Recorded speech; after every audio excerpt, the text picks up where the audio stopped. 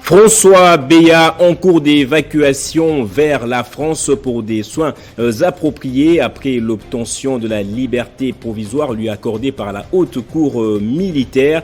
Une évacuation rendue possible grâce à l'implication de Denis Sassou Nguesso, président de la République du Congo. Et ils sont 35 pays amis de la Russie à se trouver à Moscou pour la 10e conférence sur la sécurité internationale.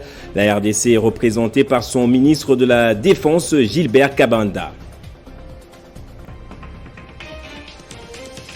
Et la situation sécuritaire reste précaire au Mai-Ndombe. Les affrontements entre Yaka et Teke ont été une nouvelle fois meurtriers dans le village de Miboro.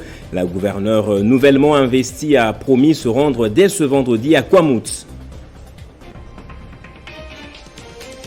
Et l'actualité aussi, l'inspecteur chef de service de l'IGF séjourne à Lubumbashi pour accorder les violents entre les différentes délégations syndicales de la GECAMIN et ses inspecteurs en mission de contrôle.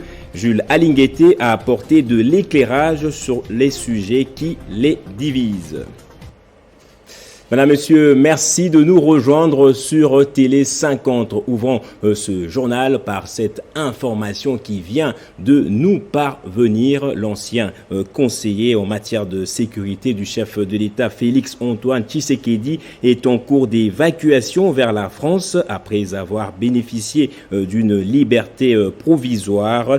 L'on nous signale par ailleurs le concours logistique apporté par le Congo-Brazzaville de Denis Sassou Nguesso. Dossier donc à suivre sur Télé 50 dans nos prochaines éditions. Et en séjour à Moscou où il prend part à la conférence sur la sécurité internationale, le ministre congolais de la Défense nationale a visité le salon d'exposition des armements et matériels militaires de fabrication russe. Gilbert Kabanda pense que l'heure est au renforcement ainsi qu'à la modernisation de l'armée congolaise qui connaît une montée en puissance. Le séjour du ministre de la Défense nationale et des anciens combattants à Moscou n'est pas du tout un temps perdu. Gilbert Kabanda Kouhenga a saisi la balle au bon.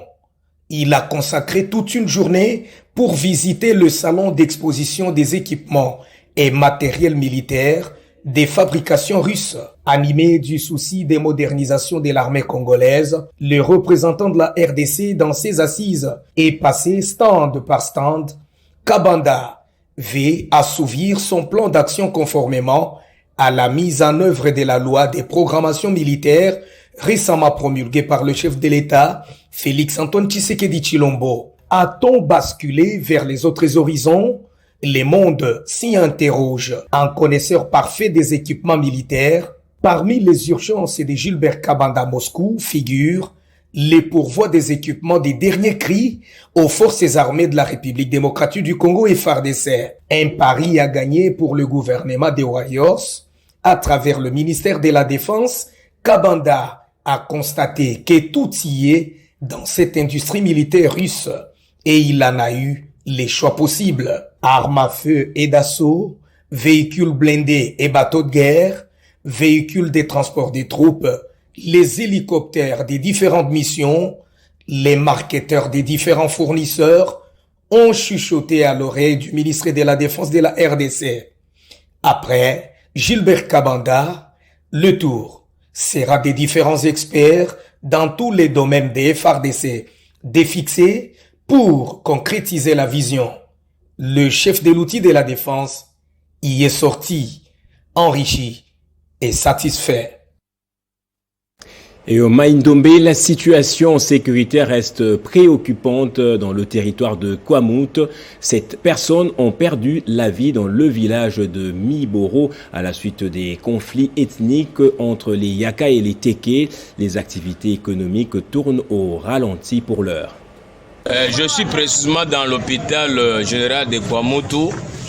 Vraiment, je regrette fort pour le gouvernement congolais parce que le gouvernement déjà sur ces problèmes qui passent dans notre territoire de Kwamouth, il y a des cas de blessures.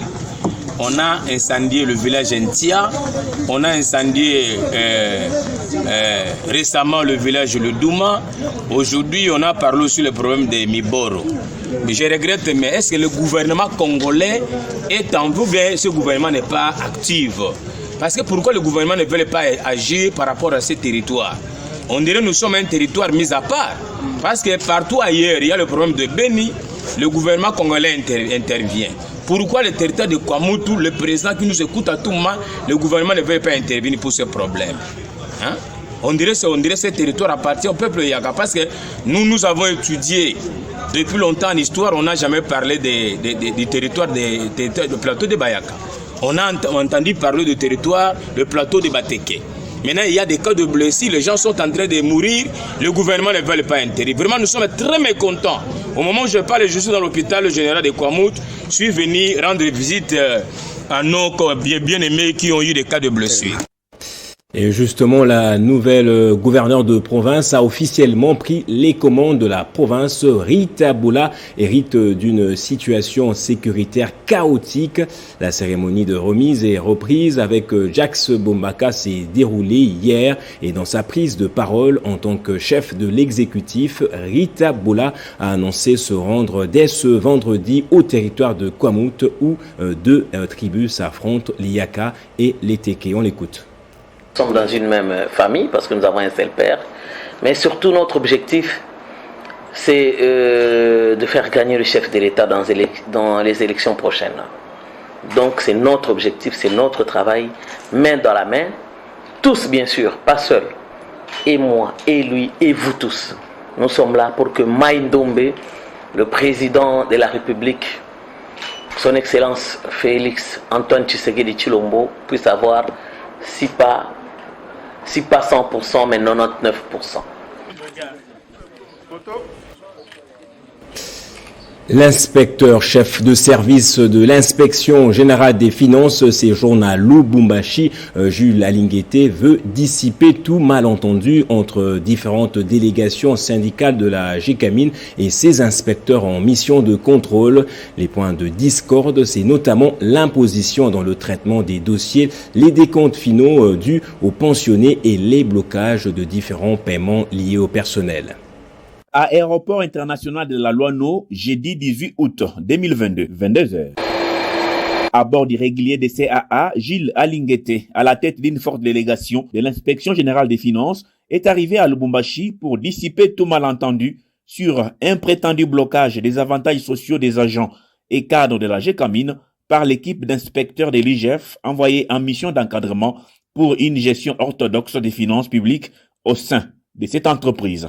Nous sommes venus comme direction de l'inspection générale des finances dans le cadre d'une séance de travail avec les mandataires de la GECAMIN et de la SNCC, accompagnés de leurs représentations syndicales pour échanger autour de la mission d'encadrement et d'accompagnement qu'effectue l'inspection générale des finances. Des séances de travail consécutives à la dernière réunion que l'inspecteur chef des services a tenue avec 30 délégations syndicales de la GECAMIN venues à Kinshasa. Il n'y a pas de divergence, il n'y a eu que des malentendus qui ont été du reste exploités par des personnes de mauvaise foi qui sont toujours hostiles au contrôle.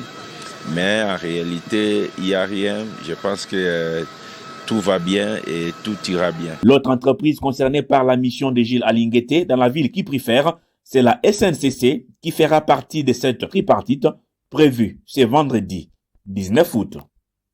Et dans l'actualité également, la publication des résultats de l'examen d'État 2022 débute ce vendredi, a annoncé le ministre de l'EPST Tony Mwaba à l'issue de la séance de délibération de la session ordinaire qu'il a eue jeudi avec le jury national. Selon le communiqué du ministère de l'Enseignement national, la publication devrait commencer avec les provinces du Haut-Katanga, de la Chopo et du Sud Kivu. Le jury national a entre-temps publié les noms des meilleurs lauréats de l'examen d'État pour les 3 provinces concernées par la publication de ce jour. Le deuxième vice-président de la CENI, Didi Manara Linga, s'est entretenu avec une délégation de l'Organisation internationale de Congolais de l'étranger, conduite par son coordinateur général, Justin Baptiste Kidanji. L'entrevue avait pour sujet principal la volonté de la centrale électorale d'inclure pour la présidentielle de 2023 les Congolais vivant hors du pays, comme les recommandent les dispositions légales contenues dans la loi électorale. Le deuxième vice-président de la centrale électorale, Didier Manara, a précisé que la phase pilote prend en compte 5 pays, 2 d'Europe, dont la France et la Belgique, autant en Amérique, dont les États-Unis et le Canada, et un du continent, dont l'Afrique du Sud. Vraiment, nous avions compris le but que nous avions besoin, parce que notre souci était de venir nous imprégner de tout ce que la CENI est en train de faire pour les élections à l'étranger. Parce que nous sommes une organisation internationale de Congolais de l'étranger.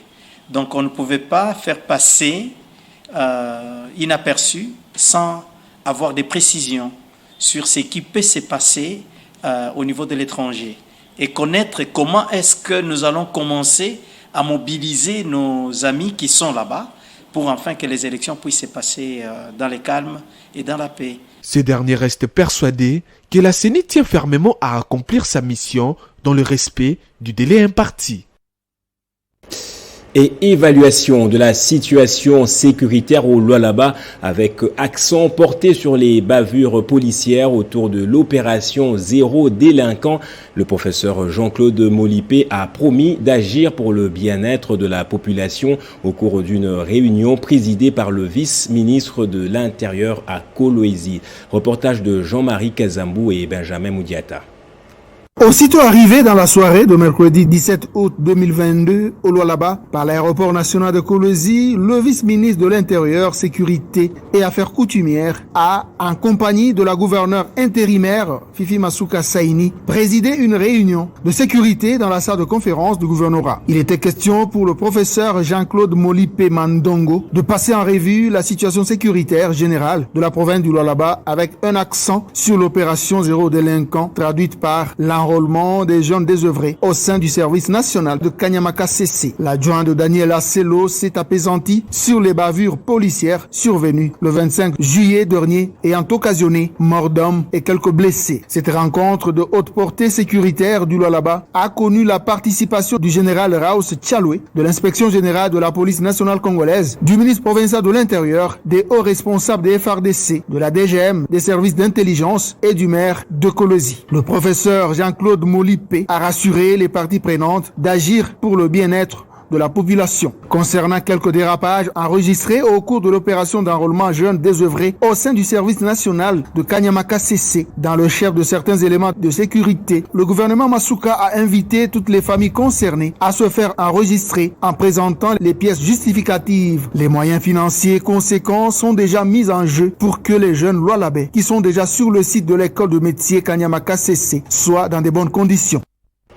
Et après une marche pacifique de soutien organisée le samedi dernier, les membres de la dynamique des associations unies du Congo ont fait une mise au point sur l'affaire de transfèrement des jeunes délinquants vers Kanyamaka CC. Cette structure de la société civile appelle la population du Lualaba à faire échec à toute initiative qui viserait à salir l'autorité provinciale.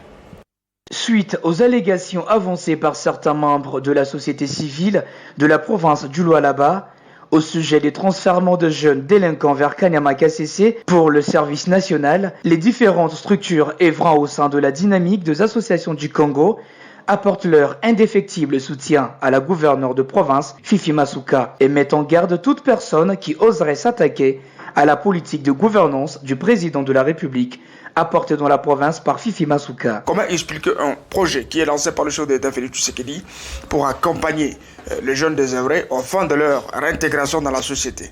Mais aujourd'hui, ces jeunes se retrouvent dans les conditions qu'il faut, en train d'être encadrés par les services qu'il faut. Il faut signaler que lors de sa conférence d'éclaircissement, Fifi Masuka a salué cette initiative du chef de l'État, Félix-Antoine Tshilombo Tshisekedi, qui permet aujourd'hui à la province du Lualaba de résoudre tant soit peu le phénomène de délinquance juvénile à la base de plusieurs cas d'insécurité, surtout à Kolwezi.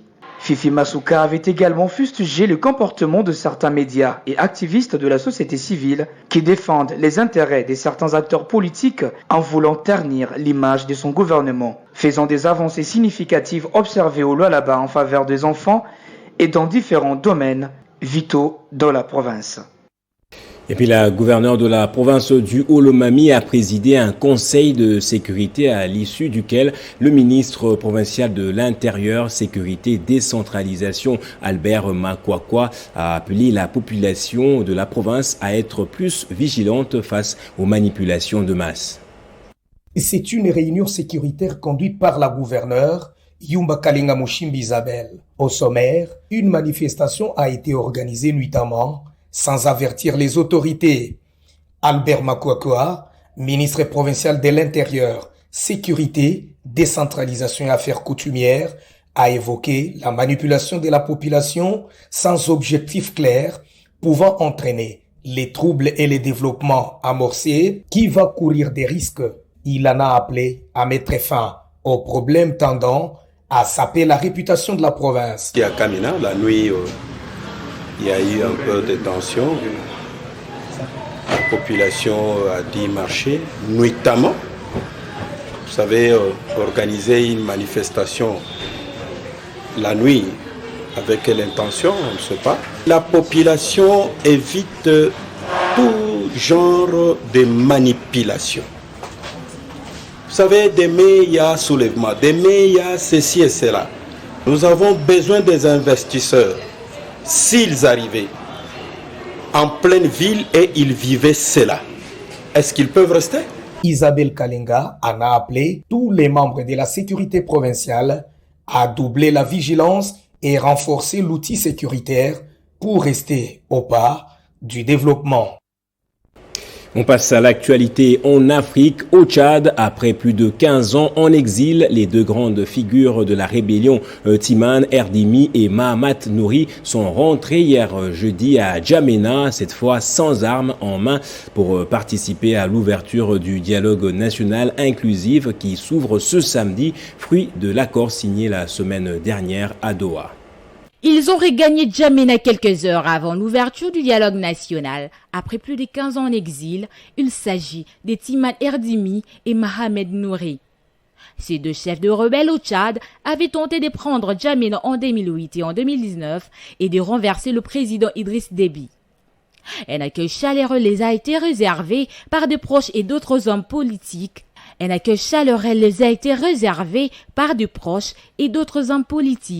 De l'arrivée, il souligne qu'il faut maintenant participer à la construction du Tchad et s'est donné un rendez-vous au dialogue national. C'est un accord de paix vrai, sans arrière-pensée, pour aller de l'avant, a déclaré Timan Erdimi à son arrivée. Alors que le dialogue entre l'opposition civile et le groupe rebelle de la junte au pouvoir doit s'ouvrir ce samedi à Djamena, la plateforme Wakintema maintient sa manifestation prévue ce vendredi, au même titre que le parti politique, le démocrate et l'Alliance pour la démocratie, l'intégrité et la liberté, et d'autres pour contester ces dialogues. Notons par ailleurs que ces grands dialogues national inclusifs entre les civils et la junte au pouvoir débouchera sur les élections libres et démocrates et le transfert de pouvoir aux civils. Et en sport, à présent, Vidi Chimanga et toute son équipe ont condamné avec véhémence le triomphalisme avec lequel le comité Kasembele tient à gérer le passif du Daring Club Motema Pembe. Olivier Pengongo, ancien chargé de communication du club vert et blanc, a lui fait une mise au point sur l'affaire de levée de sanctions par la FIFA. Disons tout le matin, à travers les médias et les réseaux sociaux, des accusations et des affirmations gratuites sur des faits qui nous dérangent parce qu'on a quand même de la famille, nous recevons des appels par-ci par-là. Les uns, ça vous raconte que vous avez abandonné les DCMP avec des dettes. La personne de Vidi Chimanga n'a pas géré ou n'a pas payé des dettes. L'éclair est criblé de dettes, oui. C'est des réalités, mais qui ne devait en aucun cas faire objet de sujets, de polémiques à travers les médias. Ce sont des sujets de gestion des responsables. C'est-à-dire quand on hérite de la gestion d'un club, il y a l'actif et les passifs. Et je crois que c'est à ce niveau-là que ça pêche présentement de la manière dont nous voyons les choses évoluer par les comités qui sont en place. Et donc ça, on est un peu dérangé. On a l'impression qu'il y a une confusion, il y a oubli de l'existence d'un passif à éponger et qui ne viennent pas forcément de Didier Tshimanga, parce que Didier Tshimanga, président du comité de direction, a hérité d'un passif lourd. Et les supporters du Football Club Renaissance du Congo attendent impatiemment la tenue de l'Assemblée Générale Ordinaire pour permettre au club de mieux préparer la saison 2022-2023. Dans un mémorandum adressé à la Linafoot, le Comité national de supporters a mis en garde toute personne qui tient à salir l'image du club. Ces mémorandums est lu ici par Willy Kidembe. Constatons avec amertume la chute vertigineuse aux enfers de notre cher club autrefois baptisé la Poule aux yeux d'or. C'est du fait de la division délibérément entretenue par les membres du comité élu, doublée de vérités égoïstes orchestrées par l'évêque Pascal Mukuna, ancien président sportif. Condamnons sans réserve la procédure judiciaire enclenchée par ce dernier devant l'office du procureur général près la cour d'appel de Kinshasa Matete contre notre équipe, soi-disant au nom d'une nébuleuse société Renaissance qu'il aurait créée avec sa progéniture et ses clients en violation des textes qui régissent les sports en RDC. Cependant, nous tenons à rappeler à l'opinion publique sportive que le FC Renaissance du Congo qui joue le championnat national Vodacom Ligue 1 est une ASBEL affiliée à la FECOFA sous le numéro 101/1205. Nous considérons que toute personne qui mène des actions au nom de Renaissance en dehors de la structure si citée est une forfaiture. Dans le souci de redorer les blasons ternis au jamais sans vous Banafibo, propriétaire du club, nous demandons à la Linafoot, notre entité d'appartenance, de nous convoquer en assemblée générale extraordinaire dans un délai raisonnable, conformément au prescrit de l'article 82 de RGS. Allez, on va prendre le rappel des titres à présent. François Béat en cours d'évacuation en France pour des soins de santé appropriés après l'obtention de la liberté provisoire lui accordée par la Haute Cour militaire. Une évacuation rendue possible grâce à l'implication de Denis Sassou Nguesso, président de la République du Congo. Et ils sont 35 pays amis de la Russie à se trouver à Moscou pour la 10e conférence sur la sécurité internationale. La RDC est représentée par son ministre de la Défense, Gilbert Kabanda. Et la situation sécuritaire reste précaire au Maïndombe. Les affrontements entre Yaka et Teke ont été une nouvelle fois meurtriers dans le village de Miboro. La gouverneure nouvellement investie a promis de se rendre dès ce vendredi à Kwamut. L'inspecteur-chef de service de l'IGF séjourne à Lubumbashi pour accorder les violons entre les différentes délégations syndicats de la GECAMIN et ses inspecteurs en mission de contrôle. Jules Alinguete a apporté de l'éclairage sur les sujets qui les divisent. Restez avec nous pour la revue de presse.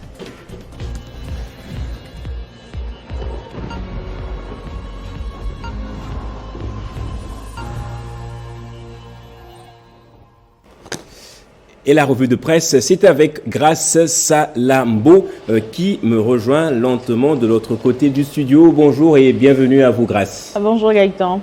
La publication des résultats de l'examen d'État édition 2021-2022 fait la une de plusieurs journaux parus ce matin dans la capitale congolaise. Et le journal Forum 2As, Gaëtan, rapporte que la publication des résultats de l'examen d'État débute bel et bien ce vendredi 19 août avec les notes de province du Haut-Katanga, Chopo et Sud-Kivu. Forum des As signale que la décision du ministère de l'EPST de publier ce jour les résultats des épreuves nationales a été prise lors d'une réunion tenue le jeudi 18 août entre le ministre Tony Mwaba et les membres du jury national, signale Forum des As. Abordant le même sujet, le site d'information 7sur7.cd indique qu'en attendant que les résultats de ces provinces ne soient rendus publics, le ministère de l'EPST a dévoilé les noms des lauréats de ces provinces. Et dans le Haut-Katanga, le meilleur lauréat se nomme Kaita Mwena Luc, élève de l'école Kitwamwani en commercial et gestion. Et dans le même registre, le potentiel renchérit que les résultats des provinces, des autres provinces, notamment Kinshasa, seront publiés au fur et à mesure. C'est ce qu'a affirmé l'inspecteur général de l'EPST, Jacques Odia. Le potentiel précise par ailleurs que les jurys a enregistré au total 924 138 élèves du cycle long, dont 369 655 filles au cours de l'examen d'État, édition 2021-2022. Et à l'approche des élections, l'Angola fait face aux défis de la réforme de son modèle économique. C'est un titre de France 24. Oui, Gaëtan, les Angolais sont appelés aux urnes pour les élections législatives le 24 août prochain. Et France 24 en ligne note que parmi les enjeux majeurs du scrutin, la situation économique, parce que après 5 ans de récession, l'Angola a renoué avec la croissance en 2021, mais le miracle promis par le président João Lorenzo ne s'est pas produit. L'économie de ce pays pétrolier peine à se diversifier et le taux de chômage est passé de 24 à 30%. France 24 note que malgré d'importantes réformes comme la libéralisation de sa monnaie et l'assainissement des finances publiques, l'inflation a atteint plus de 25%. Merci Grâce Salamo pour cette revue de presse. C'était un plaisir, Gaëtan. Et merci à vous tous également d'avoir suivi ce journal. Très bonne suite de programmes. L'actualité reste en continu sur votre chaîne.